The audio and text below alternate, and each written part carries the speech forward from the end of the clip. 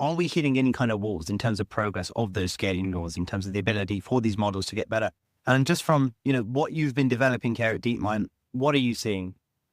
Well, look, I think scaling laws are going very well. So we're definitely seeing increased capabilities by putting in more compute, more data, and making these models generally larger. So that trend's continuing, mainly being not as fast as it was a couple of years ago. So there's some talk of diminishing returns.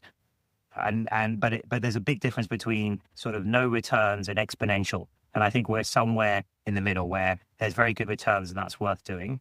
On top of that, in terms of like getting all the way to AGI, artificial general intelligence, maybe that there's one or two big innovations still needed as well, and maybe missing, in addition to the scaling up of kind of existing ideas. We'll get on to AGI very shortly, but what are missing in your view?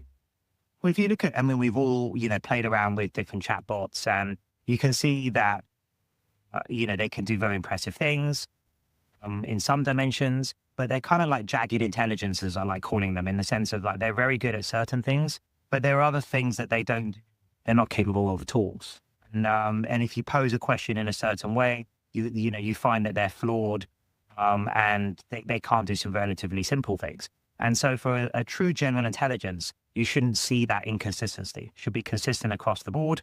And also there are things like it can't continually learn, it can't learn new things online, it can't truly create original things. So there's quite a few capabilities that you would like to see and you would need for general intelligence that are missing from today's systems.